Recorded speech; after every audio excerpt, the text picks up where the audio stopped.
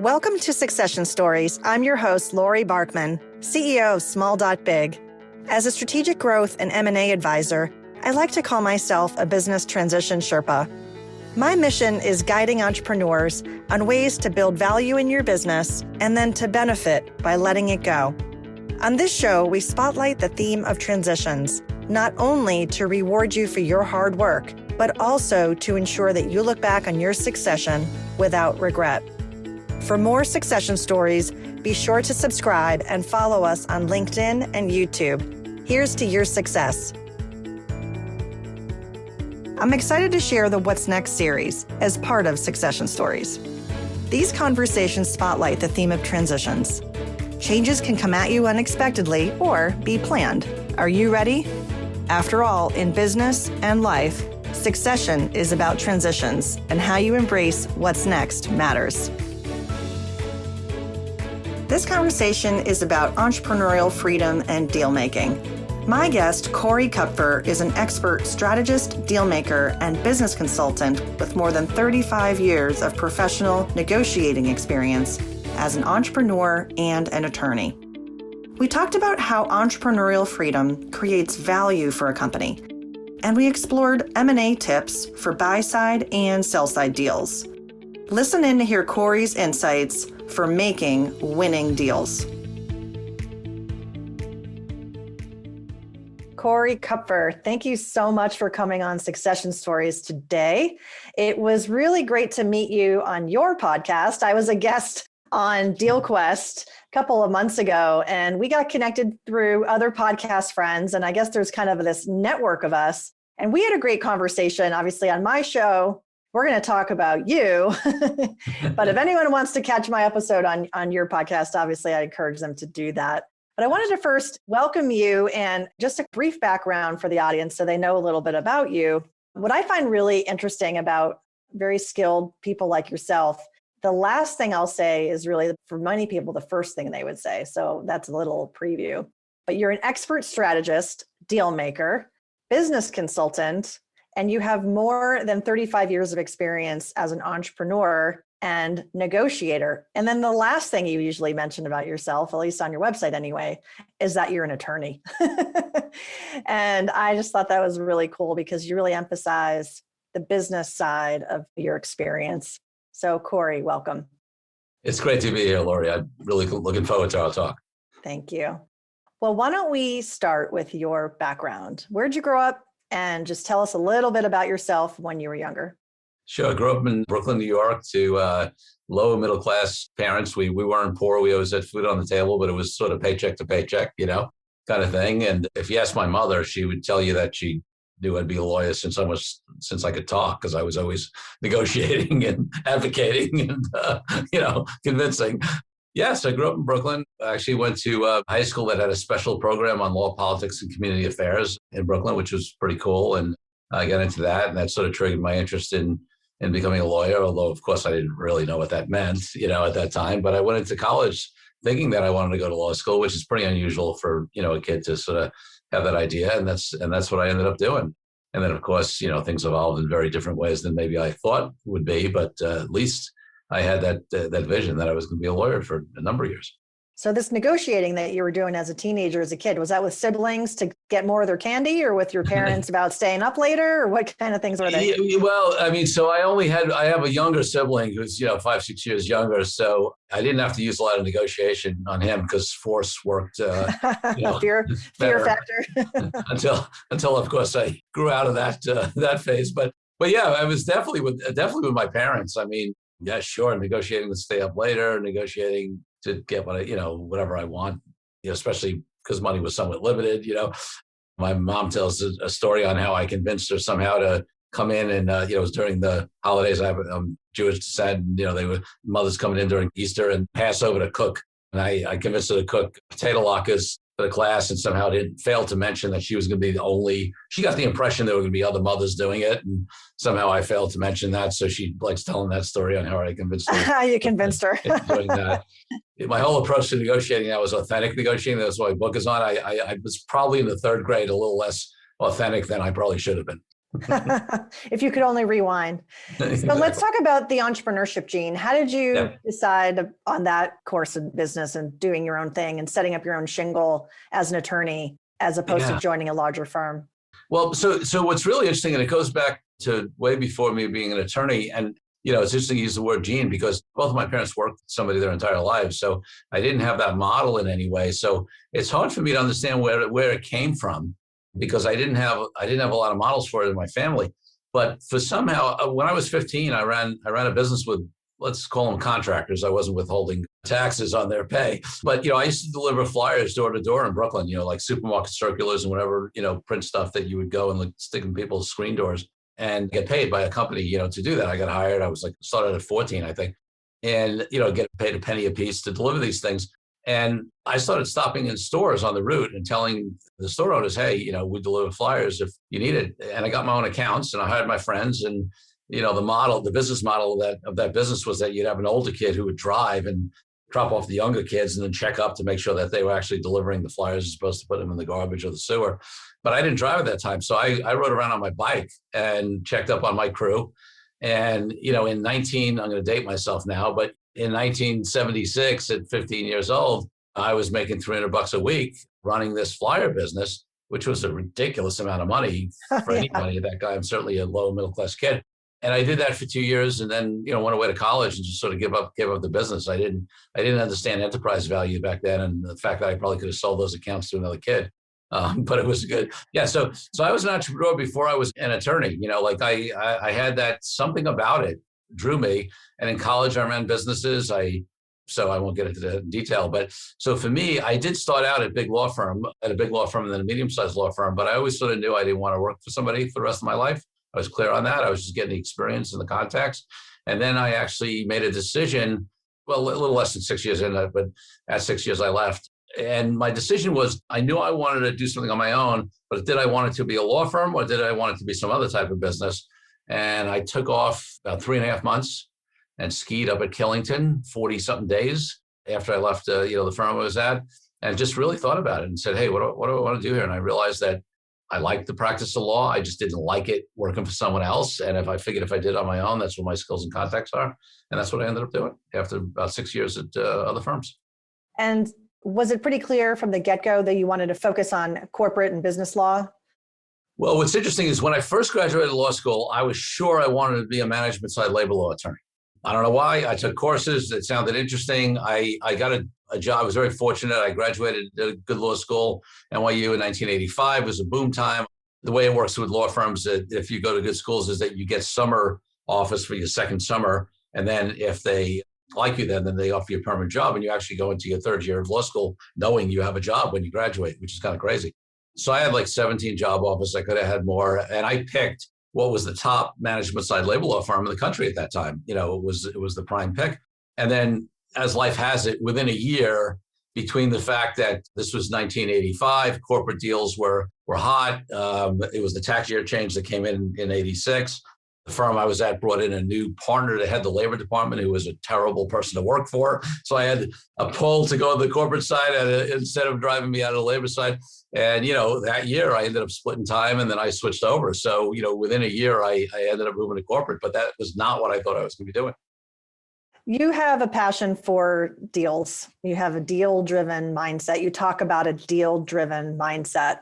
What is that? Why is it important?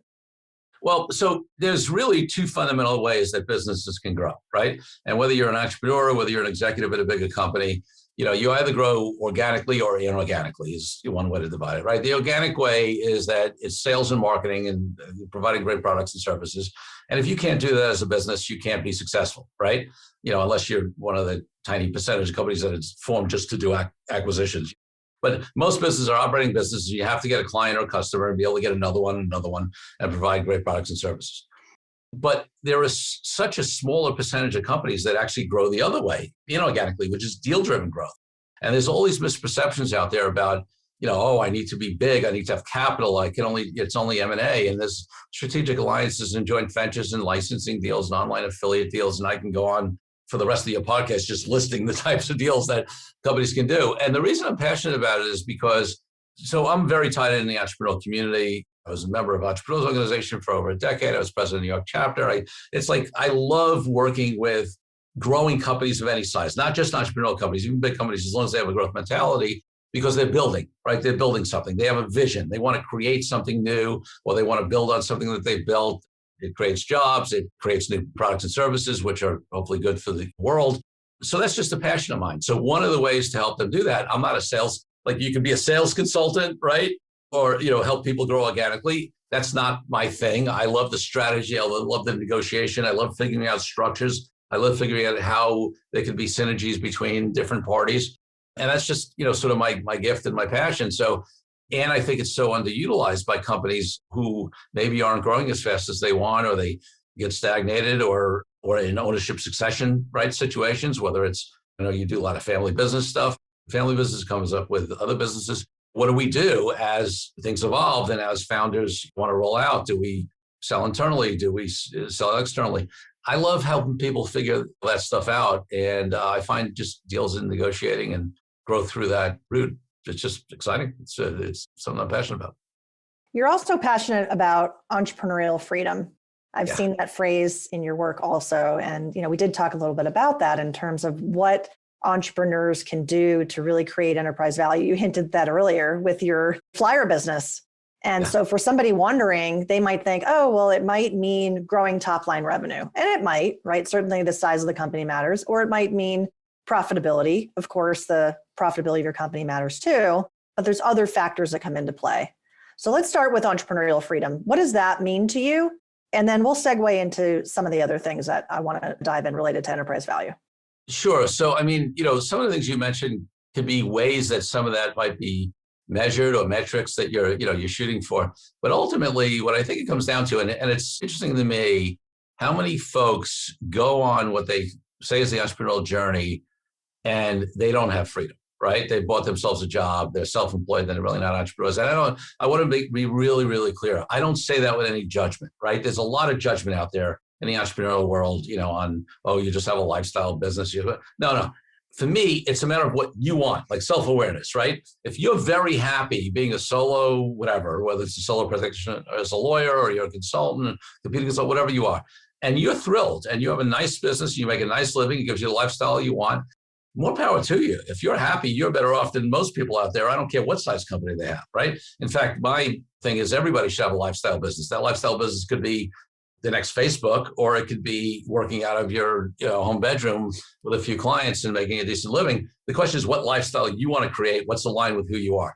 But for me, there are so many folks who become what they call entrepreneurs, and then they're not happy with it because they bought themselves a job, and because there's all the ups and downs and struggles of being in entrepreneurship without that regular paycheck, and they haven't really taken advantage of a lot of the benefits of being an entrepreneur because they don't feel free, right? And so for me, I sort of say, why start your own business unless it's going to provide you with freedom? And now listen, take it with a grain of salt, because, I wear this bracelet here. It says freedom on it. It's the only piece of jewelry I wear. It's from myintent.org, a great organization where you get any word put on one of these things. And freedom is my highest value in life, period, not just in the entrepreneurial context. I'm talking about freedom from everybody in the world, from oppression, to the reason I'm an entrepreneur. So for me, what I value most is, if somebody said you can make 10 times the amount of money you're making now, Corey, right? But you're going to lose, forget 10 times the freedom, you're going to lose half the freedom you have now. I'm a no, right? Right. What I have started my businesses for is to be able to create the life I want. And that means lifestyle. That means, if I want to take a vacation and go somewhere, spend time with my wife. It also means if I have passion projects that I want to work on, it also means how I handle my clients, who I hire, the kind of culture I create. I want the freedom to have a vision and fulfill on that vision without there being impediments in my way. And that vision's a holistic vision, not only of what my businesses look like, but what my life looks like in relation to those businesses and the opportunities that provides.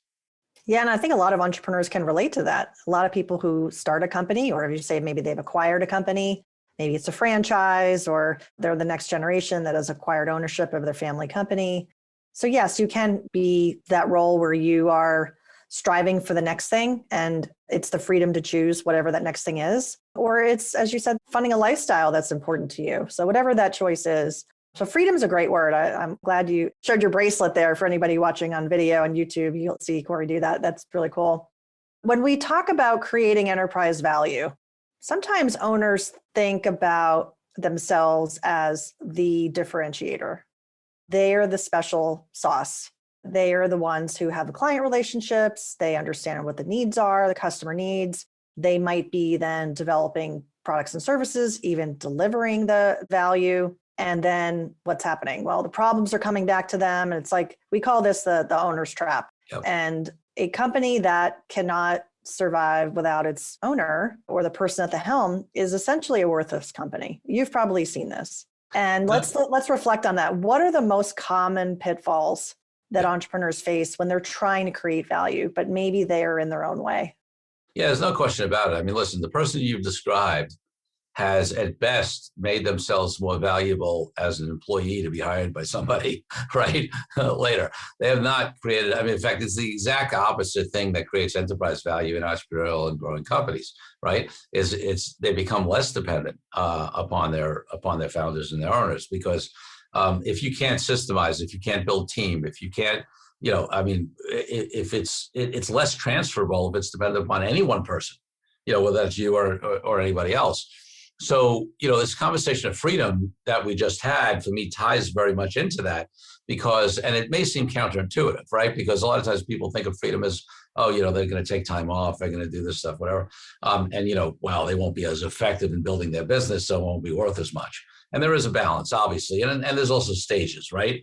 I mean, listen, it's a great theory to talk about entrepreneurial freedom when if you're in startup mode, right? And I remember when I first started, I was hustling. I was going to every networking event there was. I was figuring out how to buy, supplies and staples because I had nobody to do that. And I had, so trust me, I understand that entrepreneurial freedom is a luxury, and it comes at a point after a lot of work.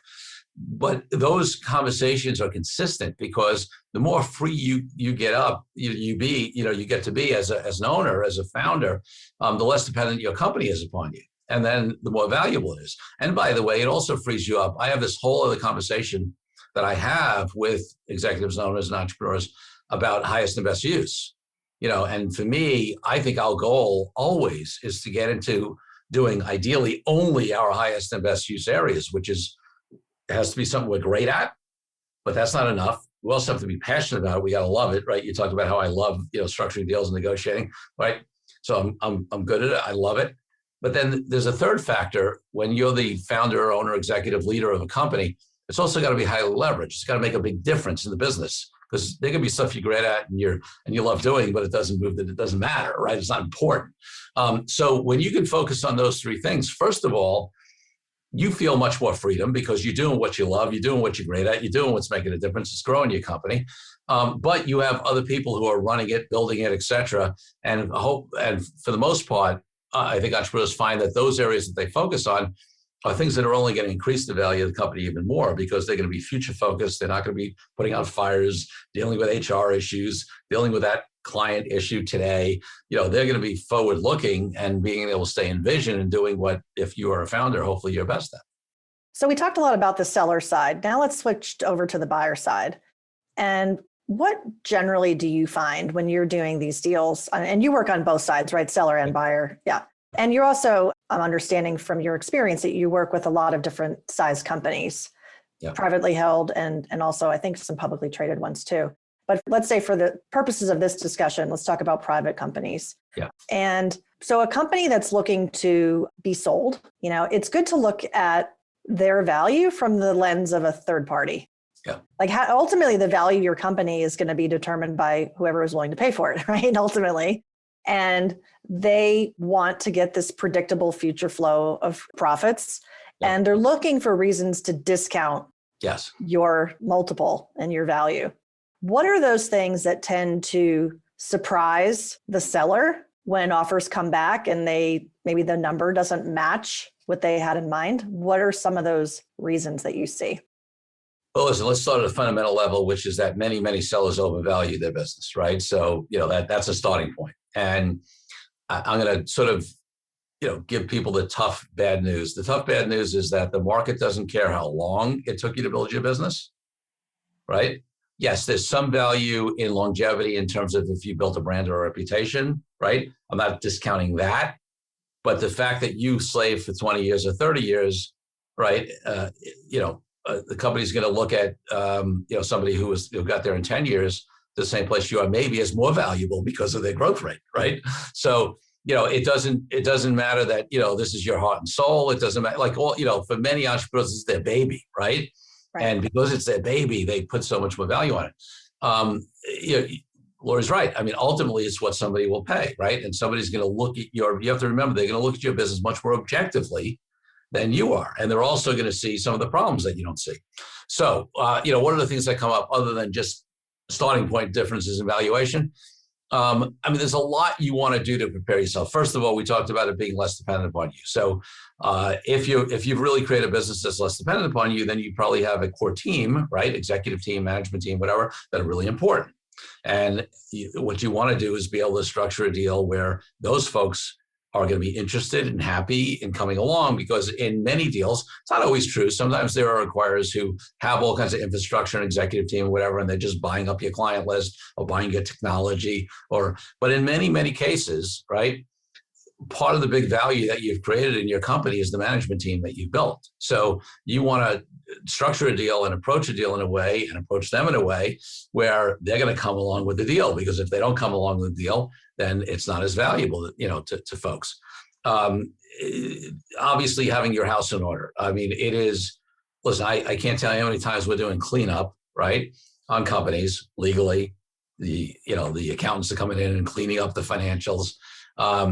If you are going to sell, ideally, you're going to look at this as a multi-year process, right? You're going to get yourself in shape for sale years in advance, right? Which means that you're going to have somebody come in and look at your financials. You're going to have like 3 years of really nice financials, which have been, if not audited, at least reviewed at a heavy level.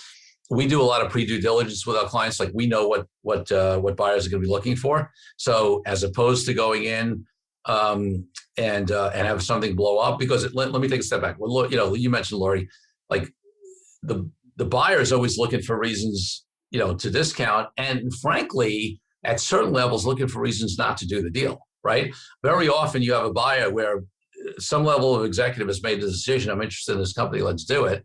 But the people who are coming in and actually getting the deal done, the ones who are doing the due diligence, certainly, they're financial people, they're legal people, they're operations people, they're HR people, right? A lot of those people, you got to understand their mentality, right?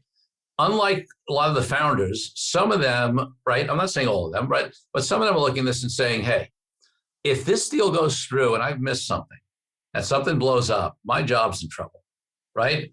So they're very, very cautious, and they're very worried. They're very maybe over-indexed on what could go wrong, because they're some of them are not the kind of people who are looking at the vision on the upside. So you need to prepare for that. And then when you work with good professionals, they're going to know what the buyer is going to be looking for. And we put our clients through a pre-due diligence process, right? So that we basically put them through the due diligence first. So we catch anything that's going to be a problem, we get them really set up well, to do it. Now, listen, sometimes circumstances happen and you don't have the luxury of being years in advance. Markets change, health changes for an owner, whatever it is. And, you have to scramble. But the point is, you still want to do as much as you can in advance to get the company looking as good as you can, because you don't want to be in a position where the buyer comes in and sees some smoke and thinks, where's the fire I don't know about, right? Even if it doesn't exist. So that's really important. And then the final thing I'll say is that you get clarity as a seller on, and this is true seller buy side. I always push total clarity on exactly what you want, right, and how you want it. But also with sellers, I work with them in a very different way to get clarity on what they're going to do next. And by the way, that's okay if it's 250 rounds of golf, or it's travel the world, or if it's start your new company. But I've seen deals go bad on the seller side where they think they want to sell, right? Logically, they know it makes sense to sell. And then, time goes on a little bit and they go down the deal road, and there's something emotionally, something spiritually, something mentally, whatever it is, that just doesn't allow them to do it. And they either sabotage the deal, or they're miserable through the process. And, so you really want to make sure you want to sell and then figure out what's next for you. Because if you don't have something to live into, sometimes it can backfire. Yeah, 100%. And I can understand that from the vantage point of my clients where they talk about that. This is, their second or third generation, or they are the founder, their name's on the door. So I see a range of all of those things. And I find the what's next conversation is really, really important. And I work with clients on this business readiness. How do we get your business ready? And then also the personal readiness. And so glad you brought that up too. I think we're definitely on the same page about that. I think you have to let it percolate. It's not a microwave oven process. It's more like a slow cooker. That's right. So I'm curious about your experience working with technology companies. You mentioned you are very tied in with the Entrepreneurial Network and tech. When a company is looking to buy a technology, they might be doing it as an acqui-hire, right? They really want the talent, not so much the tech. But in other situations, they want the technology. It's filling a strategic gap in their offering. And ultimately, when the seller is hearing across the table all these wonderful signals, might be thinking, this is great. And then the potential buyer, leaves the boardroom, they go back to their offices. I'm wondering if the conversation is, hey, should we just build what they have? And what have you seen around that when tech is being evaluated and the digital assets from a build versus buy standpoint? What makes a deal go through or not go through? What examples might you have to share? Yeah, it's a great question because the buyers are always making that build versus buy, analysis, right? And then on the seller side, especially if it's a bigger player, right? There's always a concern. So part of it is just how you create value, and then part of it is just sort of how you protect yourself. So let's talk about how you create value. One of the biggest things that you want to do when you're a new technology company like that who's looking for an acquisition, to be or sale to be your exit, is your ability to get as much. Well, first of all, obviously, quality of the product helps.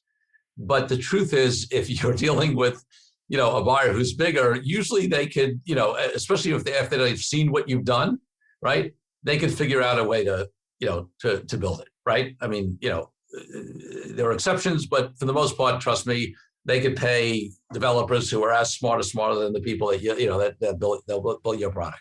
But obviously, the better it is, the more advantage it is. It does change the sort of buy versus build analysis a little bit.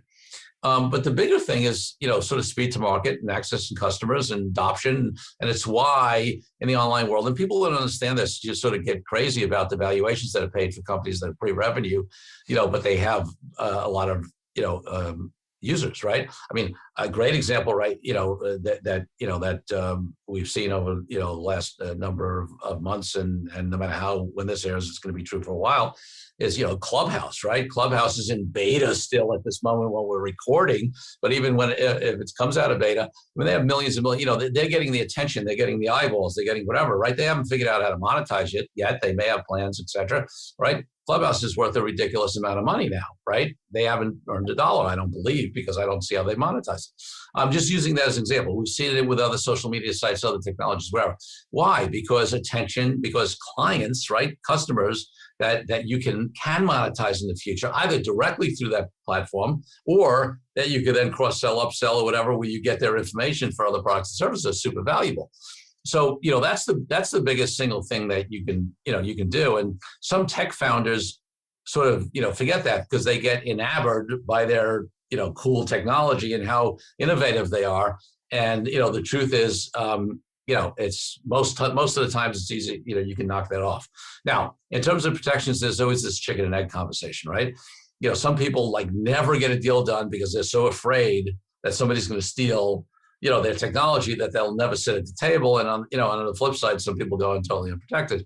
And the problem, the challenge is that especially big companies, and if you're really small and they're big companies, they're often not going to sign, you can do an NDA, non-disclosure agreement, but big companies are often not going to sign that blind because they got 100 or 1,000 things going on in research and development, and they don't want to be held back. So, there's got to be a way that you are guided to, share certain things at some point, and then if they express an interest, then you can get, an NDA in place to try to get some protections.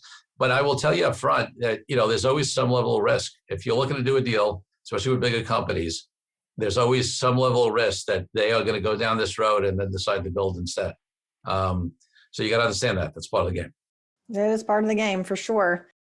Let's talk about trusted advisors. If there's an entrepreneur or founder, someone who's owning a company thinking about potential sale, at what point should they enlist the support of, let's say if it's somebody like myself, hopefully I'm already working with them, right? We're working on the value of their company. But at what point, it's probably too late if they've already got an LOI in hand and are looking to react to it, right? But talk about this phase of readiness where they're feeling really ready and they want to bring it to market, or perhaps an offer has come their way unsolicited.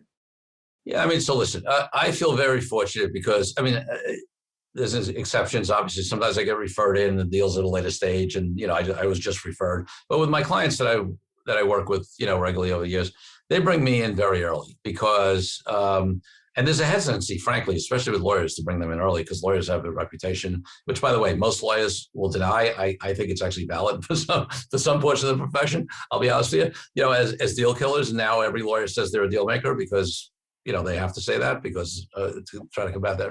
But the truth is, listen, I'll come back to your question, but I mini rant. The problem with my profession is that we go to law school and we are over-indexed on risk, evaluating risk, understanding risk, trying to mitigate risk, making clients aware of risk is a super important part of what we do. But the thing with lawyers is that you don't read cases on all the deals that went well, because there are no cases on deals that went well. The only thing you learn in law school is everything that went wrong, right? So it's easy to be over-indexed on the risk side. You need to balance the risk side, which is important to, like I said, versus the opportunity side. And that's what great business leaders and entrepreneurs do, right? You can't be successful in business without taking risks. You just want to make it be knowing risk, that you mitigate the best you can, that you're aware of, et cetera. So in any case, the point is that the reason it relates back to your question is that some folks are hesitant to bring in certain professionals like lawyers too early because they feel like they're going to mess up the deal, right? But the problem is, even when you've gone to an LOI, some people say, hey, well, LOI is non-binding. Why do I need a lawyer? Well, first of all, and this is the minor point, most LOIs actually have at least a couple of sections that are binding, right? There could be exclusivities, there could be non-chops, there could be, confidentiality, there's something. But second of all, most importantly, it's very hard to go back later in a deal, even though the LOI is non-binding, right? And say, I want to change this major part of what we agreed on the LOI because the other, your counterpart on the other side of the table feels like you're retrading the deal, right? And can they trust you? Like, do they really want to do business with you? That was a fundamental deal point. So we get involved early because we want to anticipate some of those things that may affect the LOI. We want to even, a lot of clients call us even just to say, hey, I'm thinking about doing this deal. Should I do it? What do you think? Our business. So ideally, you have the kind of relationship with counsel and with your financial people, especially, and with any kind of business, a coach, consultant, whatever. Those folks should be with you all the time. Hopefully those folks are sort of your brain trust and your trusted circle, and you're going to bring them in, early on.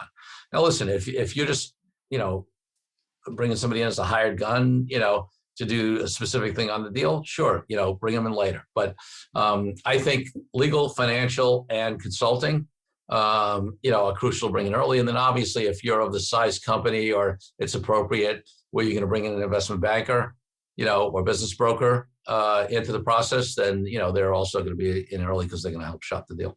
I think that's a good list. I would also add wealth management because once the deal closes, you really need a plan for where the funds 100%. Are going. 100%. And that's a big sector for us, financial services. We represent hundreds of independent investment advisory firms. It's a big niche for us. And 100%. So great that you added that. Yeah. Well, we covered a lot of ground. Is there anything else that you would want to share today that I didn't ask you about? I think the only thing I would say is that, we started to get into it sort of early in the interview. And one of the things I always talk about is sort of the mindset, right, of a deal maker. What makes somebody a deal maker?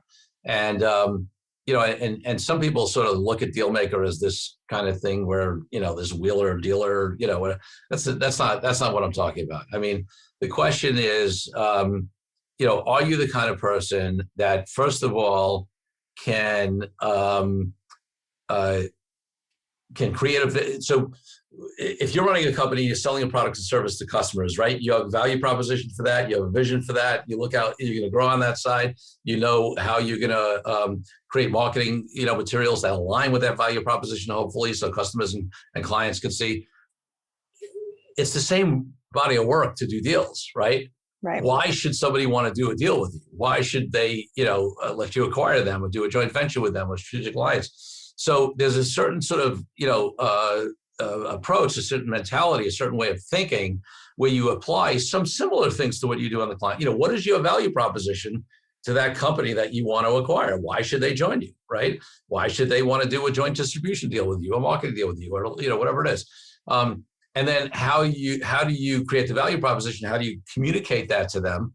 And also, how do you build a team and resources to be able to focus on that, because your operations team is not going to be able to do that and still run and grow the business. So, I just want to bring in sort of that mentality, and that is something like entrepreneurship, like other things that some people are much more natural at, and they have an advantage. But it is also, a learned skill for those folks who are willing to do it and take the risk, and they may not be as natural at it. And I think that's an important piece of the puzzle, is to start. And it's frankly the reason why I started the DealQuest podcast. It's not like I don't monetize that. I don't have advertising. I just want people to be able to listen in and hear from all these different deal makers and people who have done deals and whatever, and start to get that mentality shift and start to open up their mind to the possibilities, so that they can, potentially look at that. And it may not be right for everybody, but at least it becomes something on the menu. Yeah. And I can definitely say that the DealQuest podcast, I think, is great. Not only because I've been on it as a guest, you have great guests, but also you do solo casts, which I think is where you get a little deeper on a specific topic. So if people want to find you online, Corey, what's the best way to find you? Yeah. So my sort of hub website is CoreyKupfer.com, CoreyKupfer.com. They can get to the law firm site, through their Kupfer Law. And then all of my social media is at Corey Kupfer, LinkedIn and Facebook and Clubhouse now and all that stuff. So, but CoreyKupfer.com is the hub. It's got everything I'm doing in terms of my speaking and training and workshops, and also, links to law firm stuff. It's got my books, got the podcast. So that's the best place to go. You're probably the most entrepreneurial lawyer I know. Absolutely. So last question for you. Do you have a favorite quote about entrepreneurship that you can share? The thing I think about is it may not be directly on entrepreneurship, but it's totally related to me and it's used in the context. I love the quote about that it's about jumping off the cliff and making your wings on the way down. Because for me, that is my approach to life, but it's also, and definitely entrepreneurship. I mean, I started my firm with no clients, in debt, with nowhere, and I think those of us who are really, true entrepreneurs, and I don't mean that in a judgment way. There are situational entrepreneurs who become very successful, right? And they're situational entrepreneurs because they get laid off and they have a few clients, whatever. But for those of us who, are excited about creating something out of nothing, that's part of what you have to do. I mean, you can only see so far ahead. And if you wait for everything to be perfect, it's never going to be the case. So you got to jump off that cliff and make your wings on the way down. I love it. It's a great quote. Corey, thank you so much for joining me today on Succession Stories. It was awesome to talk to you. Laurie, it was a pleasure to be with you. My objective is for you to have a lucrative and successful succession. If you want to understand the value of your company today, the potential net proceeds of a transaction, and your financial needs after you leave the business, that's a great place to start. The sooner you understand these numbers, the more time you'll have to close the gap if there is one.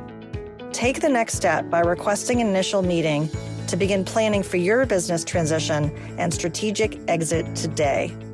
Request a call with me by visiting smalldotbig.com. That's smalldotbig.com. I look forward to speaking with you.